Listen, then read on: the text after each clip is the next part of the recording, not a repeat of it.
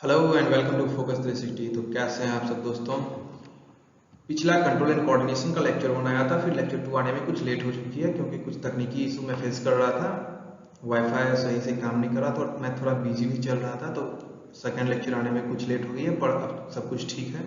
तो अब timely lecture आता रहेगा, तो आप लोग अच्छे से पढ़िए और वीडियो को पूरा लास्ट तक देखिए, इससे आपका कॉन्सेप्ट जो है अच्छे से क्लियर होगा। ओके, तो ये नहीं कि थोड़ा सा देखा बस और छोड़ दिया। आप कोई भी लेक्चर में आप अच्छे से इंगेज होंगे, खुद को इन्वॉल्व करेंगे, समझने की कोशिश करेंगे, तो आप अच्छे से समझ पाएंगे।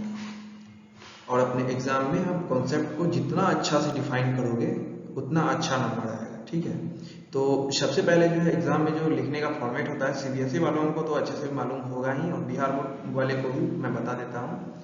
मालूम वैसे सीबीएसई और बिहार बोर्ड मैटर नहीं करता है, कोई भी बोर्ड हो, बस लिखने का स्ट्रक्चर जो पहले थोड़ा इंट्रोडक्शन लिख दें, ब्रीफ इंट्रोडक्शन, एंड फिर कोई भी जो प्रोसेस हो रहा है फिर उस प्रोसेस के बारे में अच्छे से डिस्कस करें। फिर अगर कुछ मेरिट डिमेरिट वगैरह है तो वो मतलब कि जितना भी उस जो क्वेश्चन है उस टॉपिक का जितना भी पार्ट है, हर पार्ट को अगर अच्छे से आप क्लियर कर रहे हैं, मेनली उसमें आप अगर कॉन्सेप्ट लिख रहे हैं तो आंसर छोटा भी क्यों ना हो, नंबर आपको अच्छा आ जाएगा।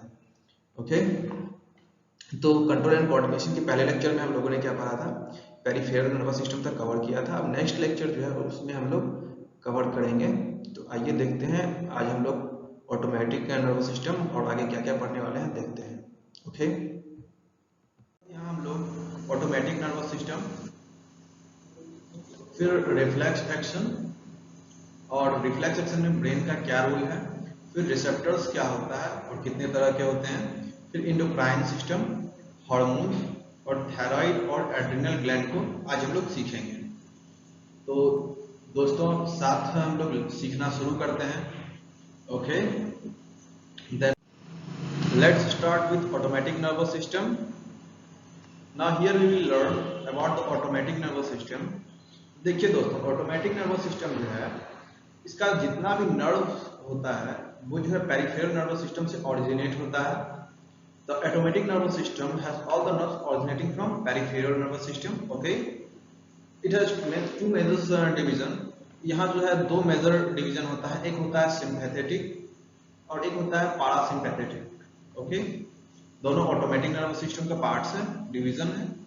तो अब सिंपैथेटिक और पारासिम्पैथेटिक क्या है।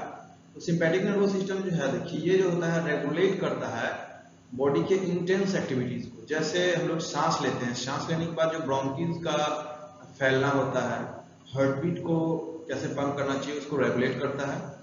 फिर ये इसे जो है फ्लाइट और फाइट रिस्पॉन्स के लिए जाना जाता है। ठीक है, then the parasympathetic nervous system is quite opposite। ये जो parasympathetic nervous system है इसका दूसरा डिवीजन, ये कुछ इसका उल्टा है। ये जो है रिलैक्स करता है। जैसे ये जो है सिंपैथेटिक नर्वस सिस्टम में ये इंटेंस एक्टिविटीज को रेगुलेट करता है, तो पारासिम्पैथेटिक नर्वस सिस्टम जो है ये जस्ट इसका अपोजिट है, ये बॉडी को स्लो डाउन करता है हाई एनर्जी फंक्शन से। Okay, just like eyes. Okay, आंख जैसे देखिए, आंख क्या होता है, आंख जो है वो जो हाई एनर्जी रहता है उसको रिलैक्स करता है। आंख हम बंद करते हैं फिर खोलते हैं, ये पूरे रिलैक्स फंक्शन होता है।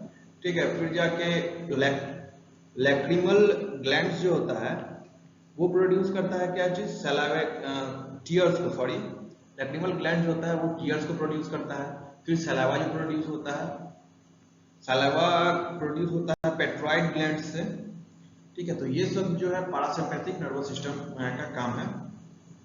Okay, now we will reflex action. What reflex action does mean. तो रिफ्लेक्स एक्शन क्या होता है दोस्तों, रिफ्लेक्स एक्शन जो होता है एक ऑटोमेटिक स्टिमुलस होता है। The reflex action is the automatic response to stimulus that does not receive और need any conscious thought. Reflex action के लिए क्या होता है, ये अचानक से एक रेस्पॉन्स होता है बॉडी का, जिसके लिए जो है दिमाग से सोचने की समझने की आवश्यकता नहीं होती है। जैसे हम किसी भी गर्म चीज पर हाथ रख देते हैं, अचानक से हमें पता चलता है ये गर्म है और हम तुरंत से हाथ हटा लेते हैं। तो ये जो प्रोसेस है इसमें माइंड का जो हमारा ब्रेन है उसका कोई भी इन्वॉल्वमेंट नहीं होता है। इसमें जो है स्पाइनल कॉर्ड में एक रिले न्यूरॉन पाया जाता है। जब हम कुछ भी गर्म चीज को छूते हैं तो छूने के बाद जो है सेंसरी न्यूरॉन उसे सेंस करके वो स्पाइनल कॉर्ड में वो रिले न्यूरॉन तक पहुंचाता है। इसके बाद मोटर न्यूरॉन जो होता है वो इलेक्ट्रिक इम्पल्स जो है इफेक्टर तक सेंड करता है। इसके बाद इफेक्टर जो है एक रेस्पॉन्स क्रिएट करता है, एक रेस्पॉन्स प्रोड्यूस करता है। रेस्पॉन्स प्रोड्यूस करने के बाद इफेक्टर जो रेस्पॉन्स प्रोड्यूस किया उसके बाद जो है हम वहाँ से हाथ हटा लेते हैं, या जो भी वो रिस्पॉन्स क्रिएट करता है वो हमारा बॉडी फॉलो करता है। ओके, ना देखिए इंग्लिश में यहाँ लिखा हुआ है sensory neuron sends electric impulse to a relay neuron which is located on the spinal cord or the CNS, that is central nervous system. Motor neuron sends electric impulse to an effector. Effector produces a response. Muscles contract to move hand away or any other action required. जैसा भी action required होता है वैसा motor neuron जो है produce करता है response को। ओके, जैसे ये जो आप देख रहे हैं इसमें ये कुछ भी गर्म मटेरियल को टच करता है तो फिर यहाँ स्पाइनल कोड तक रिले न्यूरॉन तक जाता है। यहाँ पर यहाँ स्पाइनल कोड है और यहाँ रिले न्यूरॉन जो है वो सेंस करता है कि इलेक्ट्रिक इम्पल्स वहाँ तक पहुँचता है, जो कि सेंट्रल नर्वस सिस्टम में पैदा था स्पाइनल कोड में। फिर जो है मोटर न्यूरॉन, यहाँ देखिए ये जो है मोटर न्यूरॉन फिर इफेक्टर को मैसेज सेंड करता है कि भाई ऐसे तुरंत अपना इफेक्ट प्रोड्यूस करो, कुछ भी नहीं तो ये तो बॉडी को डैमेज हो जाएगा। फिर जो है इफेक्टर कोई भी रिस्पॉन्स प्रोड्यूस करता है जो कि उस समय रिक्वायर्ड होता है। Okay, everything clear? Now after that, now what is the role of the brain in reflex action? Reflex action में ब्रेन का क्या रोल होता है? तो अभी तक हम लोगों ने effector, sensory neuron, motor neuron, effector produce करता है रेस्पॉन्स को, ये सीख लिया। आफ्टर दैट ना हम लोग एक बात जान लें कि रिफ्लेक्स एक्शन में जो होता है अचानक से रेस्पॉन्स क्रिएटेड होता है, ठीक है।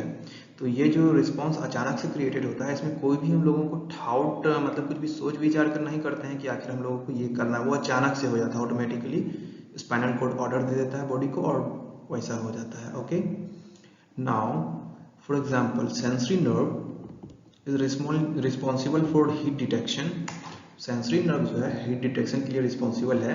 That is further connected to the nerves to move hand instantly. तो सेंसरी न्यूरॉन जो है हीट डिटेक्शन करता है, फिर जो है आगे नर्व्स जो है वो हाथ को हटा देने के लिए बोलता है, नर्व्स मूव हैंड इंस्टेंटली, तुरंत जो है हाथ वहाँ से हम हटा लेते हैं।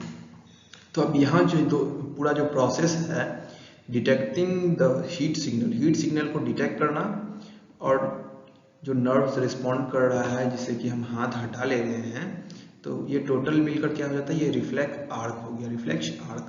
And this reflex arc result in reflex action which is generated initially in the spinal cord and then information is stored in brain, sent to the brain, it helps the brain. अब देखिए यहाँ पे हो क्या रहा है, reflex action अचानक से हुआ, अचानक से हम वहाँ से हाथ हटा लिए, लेकिन जो है ये पूरा प्रोसेस जो है हमारे ब्रेन तक इसके बाद पहुँचता है और ब्रेन जो है उसको रिकॉर्ड कर लेता है फ्यूचर यूज के लिए, जिससे कि उसे याद भी रहे और फिर फ्यूचर में वैसा कोई कंडीशन आए, वैसा कोई सिचुएशन आए तो ब्रेन रिमेंबर कर पाए, ब्रेन को ये याद रख पाए कि हमारे शरीर को करना क्या है, ठीक है। Now this information helps people to remain aware, stimuli, prevent themselves in the situation arise. बस वही लिखा हुआ है जो मैंने बताया। Now what does receptor means? Receptor क्या होता है? सबसे पहले हम लोग ये जानेंगे दोस्तों कि रिसेप्टर्स क्या होता है। तो रिसेप्टर्स में RECEPTORS, ओके, REC से रिसेप्टर्स वर्ड से एक चीज तो हम लोगों को समझ में आ रहा होगा कि ये रिसीव करता है कोई भी चीज, ठीक है। तो receptors are also known as the sense organs of the animal and they majorly classified as 5 types: phonoreceptors, photoreceptors, thermoreceptors, olfactory receptor, gustatory receptors. Okay, now receptors होता क्या है, जो अलग अलग प्रकार का जो जैसे सेंस ऑर्गन हम लोगों के 5 प्रकार के होते हैं, तो अलग अलग चीज जो हम सेंस करते हैं तो उसे जो रिसीव करेंगे, जिसे शरीर सेंस करेगा कि आखिर हो क्या रहा है। जैसे हम साउंड को रिसीव करते हैं कान के द्वारा, विजुअली कुछ भी रिसीव करते हैं, बाहर के वातावरण से कुछ भी रिसीव जो कर रहे हैं वो आँख के द्वारा, लाइट के थ्रू इमेज फॉर्मेशन हो रहा है। जो हीट या हीट कोल्ड या कुछ भी पेन टच वगैरह रिसीव करते हैं वो थर्मो रिसेप्टर के द्वारा स्किन में जो होता है। फिर स्मेल हम रिसीव करते हैं और फिर टंग से टेस्ट रिसीव करते हैं, जिसमें टेस्ट बड होता है जो कि टेस्ट को रिसीव करता है। तो आइए बारी बारी से हम सारे रिसेप्टर्स के बारे में जान लेते हैं। नाउ फोनो रिसेप्टर्स। फोनो रिसेप्टर्स ये जो आप देख रहे हैं दोस्तों, ये जो कान का इमेज देख रहे हैं, कान का पूरा स्ट्रक्चर, ये फोनो रिसेप्टर है। ये एक्सटर्नल ईयर आता है, फिर मिड ईयर, फिर इंटरनल ईयर। अब इसमें जो साउंड प्रोड्यूस हो रहा है बाहर के इन्वायरमेंट में, या कोई भी साउंड जो प्रोड्यूस हो रहा है जो हम हमारे बॉडी तक पहुंचे, जिसे हम सेंस करके सुन पाए, समझ पाए कि क्या हो रहा है, तो वो फोनो रिसेप्टर्स काम है। This receptors are present in inner ear. ये जो इनर ईयर में यहाँ होता है, इनर ईयर में फोनो रिसेप्टर, जो कि ईयर ड्रम्स यहाँ हुआ, इसके बाद साउंड को सेंस किया जाता है, आखिर क्या बोला जा रहा है, फिर उसको ब्रेन तक पहुंचाया जाता है। These receptors are present in the inner ear. The main function of phonoreceptor is hearing and maintaining the balance of the body. इसका मेन फंक्शन क्या होता है? इससे हम लोग सुनते हैं, साउंड जो बाहर से आ रहा है वो हम सुन रहे हैं, जैसे मैं अभी बोल रहा हूँ आप सुन रहे हैं, तो ये फोनो रिसेप्टर के द्वारा हो रहा है काम। और ये जो है बॉडी का बैलेंस भी मेंटेन करके रखता है। Okay, now what does photo receptor means? Photo receptor क्या होता है? Photo means light and receptor means that it is receiving light. That means these receptors are present in the eye. Okay, because we receive light from the eye. तो photo receptor से क्या हो रहा है? ये रिसेप्टर जो है visually हम लोगों को कुछ भी चीज़ स्टिमुली जो है विजुअली स्टिमुली करने में मदद कर रहा है। जो बाहर से हम लोग देख पा रहे हैं, कुछ भी लाइट को सेंस कर पा रहे हैं, उस चीज़ में मदद कर रहा है। ये जो है आई में प्रेजेंट होता है, यहाँ देख रहे हैं आप। ये हो गया फोटो रिसेप्टर सील है। फोटो रिसेप्टर मीन्स लाइट को रिसीव कर रहा है और फिर उसको सेंस कर रहा है, फिर वो ब्रेन तक जा रहा है, तो हम देख पा रहे हैं कि हम क्या देख रहे हैं, वो सब चीज डिसाइड करता है brain. Okay, now after that the thermoreceptor. Thermo means actually we refer as it is heat and receptors receiving heat. Okay, it is found in the skin. It is structure of skin. ये जो है skin का एक structure है। Red colour ले रहा हूँ, yellow colour थोड़ा कम विजिबल हो जा रहा है। तो ये जो है स्किन का एक स्ट्रक्चर है, जिसमें कि स्किन के नीचे में पाया जा रहा है थर्मो रिसेप्टर। थर्मो रिसेप्टर क्या करता है? इसका मेन फंक्शन होता है टच, पेन या हीट और कोल्ड, किसी भी सेंसेशन को सेंस करना और रिसीव करके ब्रेन तक पहुंचाना। Okay, now olfactory receptor. Olfactory receptor, these receptors are responsible for smell. Okay, these receptors are present in nose. See here, this is olfactory bulb, olfactory perineum, nerve ending, nasal cavity, etc., etc. Okay, these are the parts of olfactory receptor. And now in olfactory receptor में क्या हो रहा है दोस्तों? मानकर चलिए कहीं हम रास्ते से जा रहे हैं, अचानक से कहीं मटन बन रहा होता है और हमें अचानक से पता चल जाता है कि भाई यहाँ पक्का मटन बन रहा है। तो कैसे हम जानते हैं कि वहाँ मटन बन रहा है? Actually the smell is received by our olfactory receptors, और इसके बाद हम सेंस करते हैं कि ये जो है मटन का स्मेल है। ये हमारा ब्रेन सेंस करता है कि ये सिमिलर स्मेल तो मटन का था जो पिछले बार हम लोगों ने खाया था। तो वो ब्रेन जो है हर एक चीज का रिकॉर्ड रखता है। ओके, इसलिए हम समझ जाते हैं कि ये मटन का स्मेल है। Okay, after that gustatory receptors. Okay, these receptors are present in the tongue. ये जो रिसेप्टर होता है gustatory receptors, these receptors are present in tongue. ये जो टंग में जो रिसेप्टर्स होता है उसे कहते हैं gustatory receptors. मेनली इसका काम होता है टेस्ट का डिटेक्शन करना, जिसे कि हम टेस्ट बड कहते हैं। ठीक है, जैसे तीखा लग रहा है, मीठा लग रहा है, वगैरह वगैरह।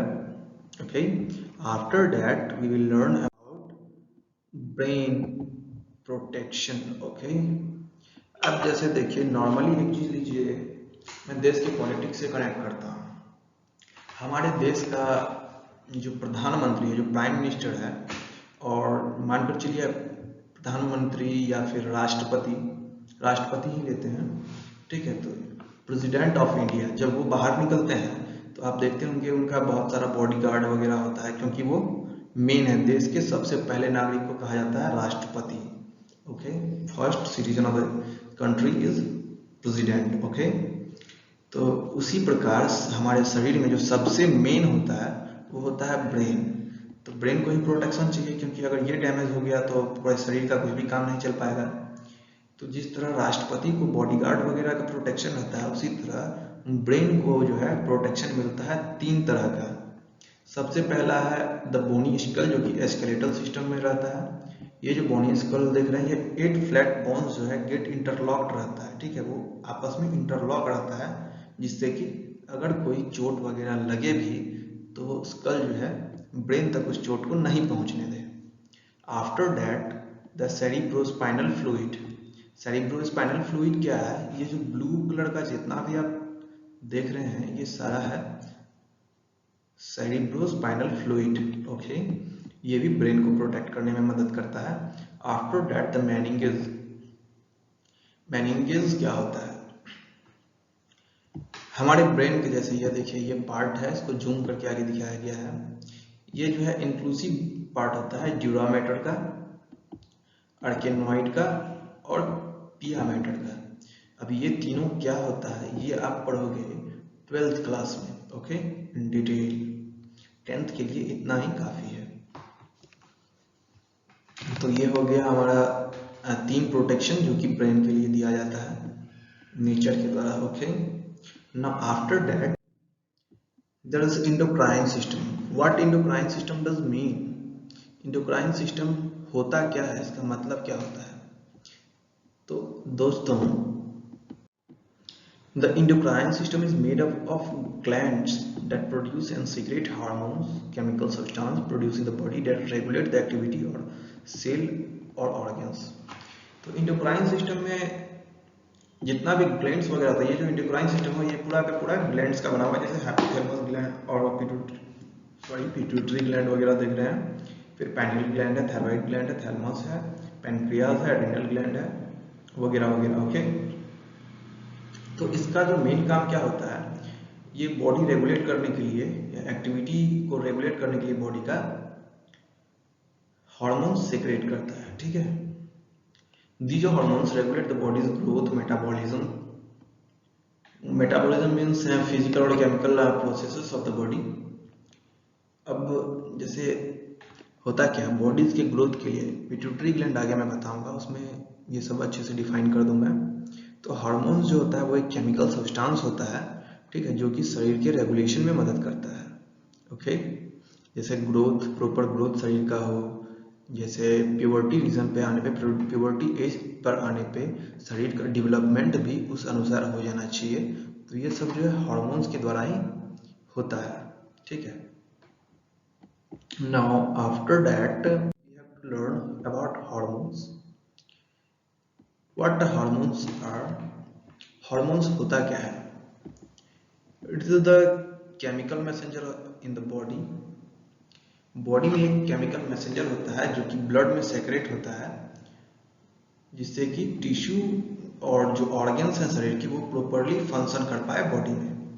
Okay, and the master gland of the our body is pituitary gland. यहाँ पर जो आप देख रहे हो ये रेड कलर का जो हो जा रहा है, ये एक पिट्यूटरी ग्लैंड है जो कि मेडुला ऑब्लोंगाटा के जस्ट नीचे पाया जाता है, ठीक है,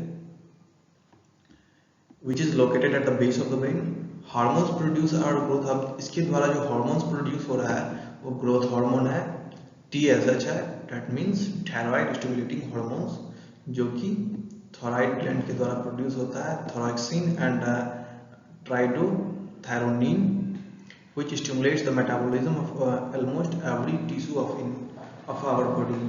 Okay, now follicle stimulating hormone FSH जो है वो प्यूबर्टिकल डेवलपमेंट के लिए होता है। जैसे शरीर हमारा एज, अगर प्यूबर्टी एज जो होता है मैन का और वुमेन का पोवर्टी एज में जब पहुंच जाते हैं तो उनके शरीर का डेवलपमेंट हो जाता है, ठीक है। जैसे मेंस में टेस्टिस वगैरह का डेवलपमेंट, वुमेन्स में ओवरीज का डेवलपमेंट, ये सब जो है पिट्यूटरी ग्लैंड ही रेगुलेट करता है। ओके, नाउ आफ्टर दैट एक चीज और जानना हमें जरूरी क्या है कि पिट्यूटरी ग्लैंड को मास्टर ग्लैंड क्यों कहा जाता है। जैसे हम लोग देखिए दोस्तों, हम लोग जब स्कूल में पढ़ते हैं तो हम लोगों को टीचर क्या कहते हैं, वो हम लोगों को होमवर्क देते हैं कि तुम लोगों ने ये कंप्लीट नहीं किया है तो तुम लोगों को ये टास्क दिया गया है, इसे कंप्लीट करो, या तुम्हारा जो काम है वो तुम अच्छे से नहीं कर रहे हो तो उसे अच्छे से परफॉर्म करो। उसी प्रकार पिट्यूटरी ग्लैंड जो है उसे मास्टर ग्लैंड इसलिए कहा जाता है क्योंकि बाकी जितने भी ग्लैंड है अगर वो अपना काम अच्छे से प्रॉपरली नहीं कर पा रहे हैं, या मास्टर ग्लैंड का काम होता है कि बाकी सारे ग्लैंड को फंक्शन करने में उसकी मदद करें, ऑर्डर करें कि हाँ आपका काम ये है, आप इस चीज को अच्छे से परफॉर्म करो। Okay, it's main function includes GH stimulates growth. GH means growth hormone, ठीक है। ग्रोथ हार्मोन क्या होता है, ये एक प्रोटीन हार्मोन है जो कि एंटीरियर पिट्यूटरी ग्लैंड से प्रोड्यूस होता है, और एंटीरियर पिट्यूटरी ग्लैंड जो है हाइपोथैलेमस के कंट्रोल में रहता है। Okay, after that there is thyroid gland. ये देखिए गले में थायराइड ग्लैंड पाया जाता है, sorry, it is located in the neck, it means two hormone, it is located in neck. ये हमारा गला है तो इसका लोकेशन कहाँ होता है दोस्तों, थायराइड ग्लैंड का नेक में, और ये जो है दो हार्मोन्स बनाता है, थायरॉक्साइन दैट इज T4 और triiodothyronine. Okay, triiodothyronine and thyroxine T3 and T4। अब ये जो दो हार्मोन सीक्रेट कर रहा है ब्लड में, T4 एंड T3, ये किस लिए जरूरी है? These hormones are necessary for all the cells in your body to work normally। अब बॉडी के जितने भी सेल्स हैं उसके नॉर्मली वर्क के लिए, नॉर्मली वो अपना अपना फंक्शंस प्रॉपरली करें, इसके लिए T4 और T3 का बहुत इंपॉर्टेंट काम है। Okay, after that now adrenal gland. अब देखिए किडनी के ऊपर दोस्तों ये जो आप स्ट्रक्चर देख रहे हैं ये दोनों है एड्रिनल ग्लैंड। इनका मेन फंक्शन क्या होता है, क्रिटिकल सिचुएशन के लिए बॉडी को प्रिपेयर करता है। Its function is to prepare the body for critical situations. Hormones produce by adrenal gland is adrenaline. ये हार्मोन प्रोड्यूस करता है और इसका काम होता है क्रिटिकल सिचुएशन के लिए पूरे बॉडी को तैयार करना। ओके, तो अब कंट्रोल और कोऑर्डिनेशन का जो ये ह्यूमन वाला पार्ट था ये हो गया है हम लोगों का कंप्लीट क्लास 10th का। अब अगला एक छोटा सा लेक्चर होगा कोऑर्डिनेशन इन प्लांट्स, में एक्सप्लेन कर दूंगा। तो आज का लेक्चर यही होता है समाप्त। अब नेक्स्ट लेक्चर में हम लोग पढ़ेंगे about the coordination in plants. Okay, तो दोस्तों बने रहिए आप फोकस 360 के साथ। अगले कुछ दिनों में मैं क्लास 10th का बायो कंप्लीट करूंगा, फिर फिजिक्स केमिस्ट्री भी कवर करूंगा, और क्लास 6 to 10th का सोशल साइंस और जो मेन साइंस है इसका टोटल चैप्टर मैं कवर करूंगा, जिससे कि आप क्लास 10th के एग्जाम तक, क्लास 10th के एग्जाम तो अच्छे से क्लियर कर ही सकते हैं, इसके बाद जो है आपका नॉलेज वैसा हो जाएगा जिससे कि आपको क्लास 11th और 12th में जो बेसिक चाहिए वो भी क्लियर होगा, और क्लास 10th तक का जो एडवांस पोर्शन है वो मैं कंप्लीट करूंगा। ओके, तो दीजिए मुझे आज्ञा दोस्तों, धन्यवाद। वीडियो को लाइक कर दें अगर आपको वीडियो अच्छा लगे तो। धन्यवाद, टेक केयर।